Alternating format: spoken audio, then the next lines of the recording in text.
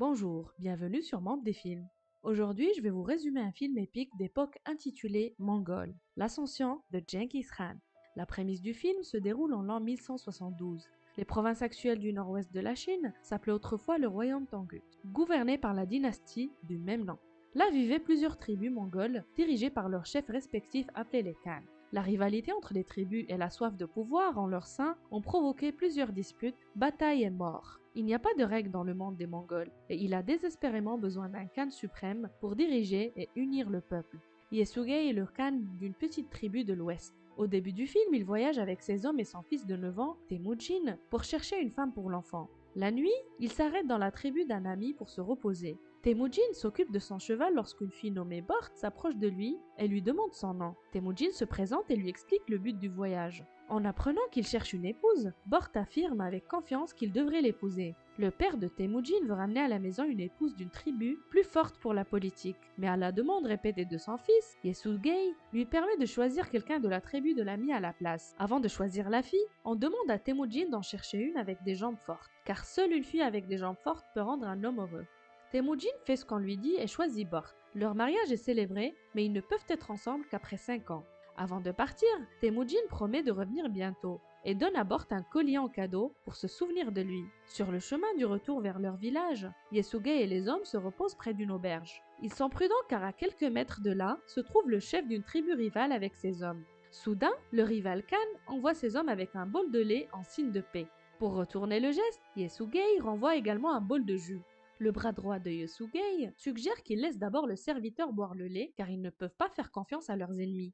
Mais Yesugei ne veut pas perdre l'occasion de faire la paix à cause des soupçons. Il boit le bol propre, tout comme l'autre Khan. Un peu plus tard, il continue le voyage, mais quelques minutes, la poitrine de Yesugei commence à faire mal. Il tombe de cheval et meurt. Il est clair que les opposants ont profité de sa gentillesse et l'ont empoisonné. Le pauvre Temujin va chez son père, mais ses partisans s'en fichent. C'est une tradition pour le peuple de ne suivre qu'un leader fort. Maintenant que leur chef est mort, leur principale préoccupation est de trouver un nouveau Khan, pas de venger l'ancien. Dans la scène suivante, Temujin et sa mère assistent aux funérailles de Yesugei. Il possédait beaucoup de bétail et de maisons qui sont repris par son bras droit, Targutei.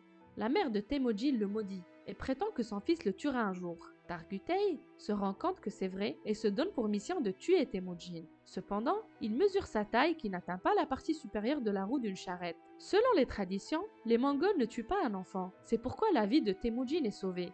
Mais Targutei promet de revenir l'hiver prochain, lorsque la hauteur de Temujin aura augmenté.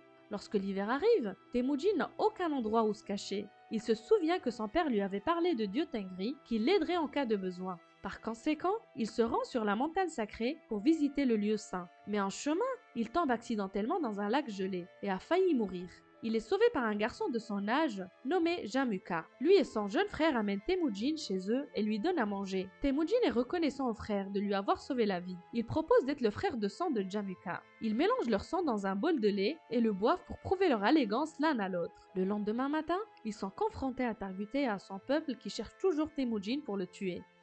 Il l'enlève et le ramène à la tribu. Mais heureusement pour Temujin, sa taille n'a pas beaucoup augmenté depuis la dernière fois. Donc il doit être retenu captif jusqu'à ce qu'il grandisse. Un vieil homme gentil le nourrit tous les jours et l'aide avec ses blessures. Quelques jours plus tard, il le mesure à nouveau, mais il n'a toujours pas grandi. Soudain, il se met à pleuvoir et tout le monde rentre chez soi. Le vieil homme profite de cette occasion pour libérer Temujin.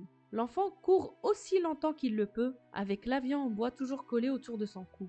Il se rend dans les montagnes et prie le dieu Tengri de l'aider. Temujin voit un loup blanc à côté du monument de Dieu et quelques secondes plus tard, le plan en bois est miraculeusement brisé. La scène change en 1186. Temujin est devenu un adulte mais est toujours en fuite de Targutei et de son peuple. Après une recherche de plusieurs années, ils parviennent à le capturer et à l'enfermer dans un avion en bois similaire. Cette fois, il a suffisamment grandi pour correspondre à la taille de référence, donc ses chances de survie sont faibles. Targutei veut le voir supplier pour sa vie, mais Temujin, étant l'homme fier qu'il est, refuse de le faire. En conséquence, Targutei décide de le torturer lentement au lieu de le tuer en un instant.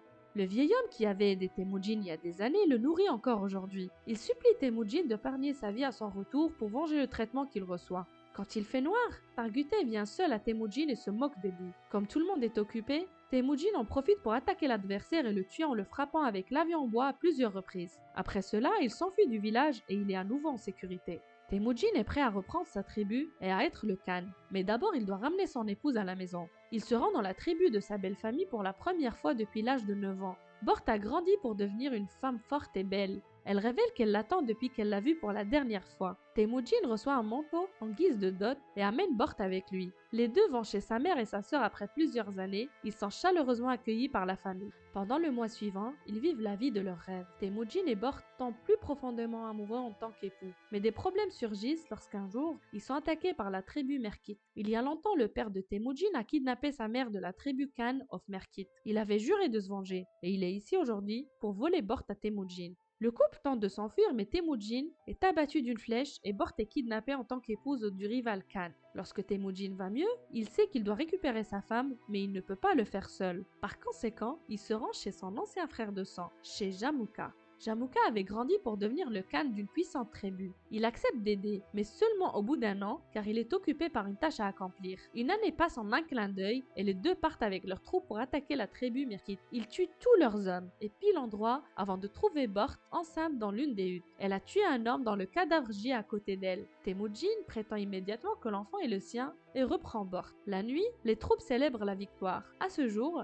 Temujin a pu rassembler un groupe d'adeptes. Il lui demande de distribuer le bétail volé, et contrairement à la plupart des Khans, Temujin ne garde que les 10% pour lui-même et donne le reste à ses troupes. Il offre même plus de biens à la famille des hommes morts au combat. Deux des habitants de Jamuka voient cela et décident de rejoindre la tribu de Temujin. Puisque les Mongols sont autorisés à choisir leur propre Khan, Jamuka ne peut rien y faire. Mais il est évident qu'ils considèrent cela comme une trahison. Dans la scène suivante, les soldats de Temujin voient un homme essayer de voler leurs chevaux. Ils le poursuivent et le tuent par accident. Il s'avère que le voleur n'était autre que le frère cadet de Jamuka. Après l'incident, Jamuka se donne pour mission de tuer Temujin, oubliant qu'il est un frère de sang. Il s'associe à une autre tribu et lance une attaque contre la tribu de Temujin.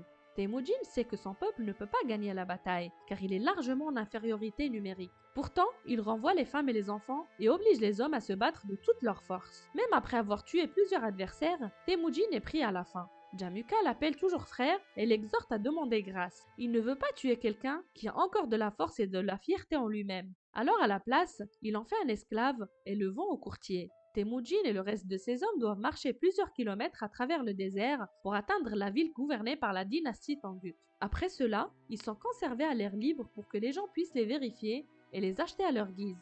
Un haut fonctionnaire de la dynastie arrive un jour au marché et manifeste son intérêt pour l'achat de Temujin. Son moine conseiller, cependant, voit Temujin et peut dire qu'il n'est pas la personne idéale pour être asservi. Il pense que Temujin sera la fin de toute la puissante dynastie. L'acheteur ne fait que rire de la déclaration et achète néanmoins Temujin. Il est ensuite gardé dans une cage comme un monstre que les gens peuvent voir et se moquer. Le moine lui rend visite tous les jours et demande pardon. Il conclut un pacte avec Temujin. S'il cherche Bort, Temujin ne détruira pas le monastère le moment venu.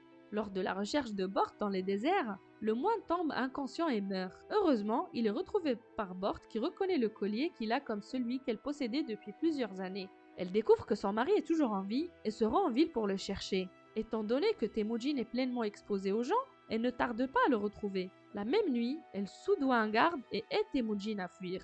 Il est surpris de voir que son fils a beaucoup grandi et que Bort a une deuxième fille. À contre-cœur, elle a dû être avec un autre homme pour joindre les deux bouts et nourrir ses enfants. Temujin l'aime encore plus pour ses sacrifices et dit à la petite fille qu'il est son père. La famille de 4 personnes retourne dans sa maison à la campagne et vit heureuse pendant un mois. Les enfants adorent leur père et jouent tout le temps avec lui. Puis un jour, Bort commente « Tous les Mongols sont pareils. Ils volent et tuent. » Le commentaire est minutieux, mais il fait une énorme impression sur Temujin. Il décide de quitter sa famille pour unifier autant de tribus que possible et créer des règles dans le monde des Mongols, même s'il doit tuer la moitié des tribus pour cela. Les 3 règles de base qu'il doit suivre sont « Ne tuez jamais de femmes et d'enfants, combattez les ennemis jusqu'à la fin et ne trahissez jamais votre Khan. » La scène passe à 1196. Comme Temujin l'a juré, il a pu rassembler une armée de Mongols à ses côtés, unifiant plusieurs tribus et créant sa propre tribu massive. Le seul obstacle sur son chemin pour devenir l'empereur absolu est Jamuka, qui a également une armée d'adeptes derrière lui. Aujourd'hui, les deux frères se tiennent sur le champ de bataille avec leurs troupes pour un combat ultime. Cela commence et Jamuka envoie à la hâte le premier lot au combat. Temujin a planifié toute la guerre, tandis que Jamuka est spontané, ce qui fait que beaucoup de ses hommes sont tués. Après des heures de bataille longues et acharnées, Temujin gagne et capture les troupes ennemies survivantes, y compris Jamuka. Les troupes sont prises comme partisans de Temujin au lieu d'être tuées. Le geste les rend reconnaissants et fidèles à leur nouveau khan. Le vieil homme qui l'a aidé à s'échapper est nommé conseiller de la tribu. Maintenant, la seule chose qui reste à faire est de porter un jugement sur Jamuka.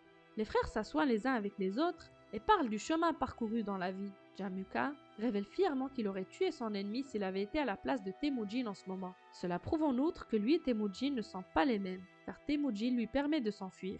Par respect pour son frère et l'agitation qu'il a faite pour créer une armée, Temujin lui pardonne et le laisse partir. Ensuite, nous voyons que Bort avec ses 2 enfants a retrouvé Temujin et vit heureux avec lui. En fin de compte, il est rapporté qu'en 1206, Temujin a été nommé khan de tous les Mongols et nommé Genghis Khan. Comme il l'avait promis, il anéantit toute la dynastie Tangut et reconstruit le royaume, mais laissa le monastère tel qu'il est à la demande du défunt moine. À l'avenir, il est devenu le fondateur de l'intégralité de l'empire mongol, le plus grand empire contigu de l'histoire. Pour plus de vidéos comme celle-ci, n'oubliez pas de vous abonner, activer la notification et laisser un j'aime pour aider la chaîne. Merci d'avoir regardé.